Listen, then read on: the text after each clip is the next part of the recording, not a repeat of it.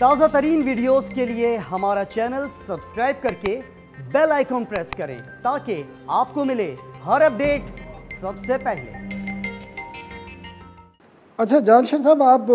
پوری دنیا کے آپ نے وزٹ کیے ہیں اور ہر جگہ آپ نے مقابلوں میں حصہ بھی لیا، تو آپ کے حوالے سے کوئی ایسا تاریخی واقعہ ہو جہاں پر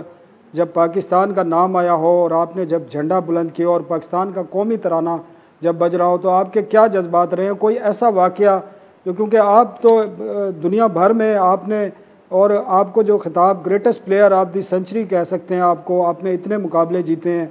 ورلڈ چیمپئن ہو یا برٹش اوپن ہو یا باقی جو بھی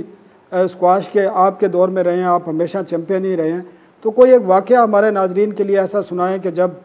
پاکستان کا قومی ترانہ بجا ہو اور آپ فخر سے آپ کا سر بلند ہو گیا ہو۔ میں نے 93 میں برٹش اوپن کھیلا تھا، ادھر بڑے پاکستانی آئے تھے ویمبلے میں انگلینڈ میں، اور وہاں پاکستان کا ترانہ بھی تھا، پاکستانی لوگوں نے جھنڈا بھی پکڑا ہوا تھا،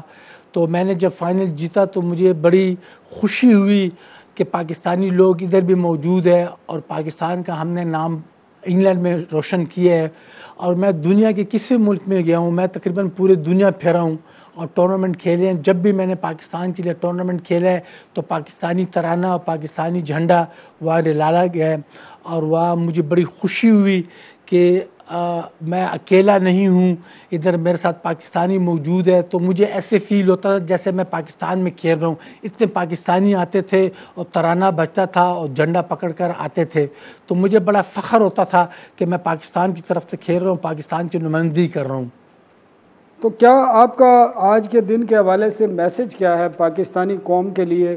اور پاکستانی نوجوانوں کے لیے خاص کر، اور اسکواش کے جو نئے کھلاڑی ہیں جو آ رہے ہیں اس وقت، ان کے لیے آپ کے میسج کیا ہے کہ کس طریقے سے وہ کھیلیں اور کس طرح ملک کا نام روشن کریں؟ میں یہ مشورہ دوں گا، ایڈوائس دوں گا اپنے بچوں کو، اپنے سینئر پلیئروں کو، کہ وہ محنت کریں اور اپنا محنت سے پاکستان کا نام روشن کرے پوری دنیا میں جس طرح ہم نے روشن کیا ہے۔ اور میں یہ سمجھتا ہوں کہ دنیا میں کسی فیلڈ میں بھی آپ نے اوپر آنا ہو تو آپ کو سخت سے سخت محنت کرنی پڑتی ہے، دنیا کی ہر چیز چھوڑنی پڑتی ہے،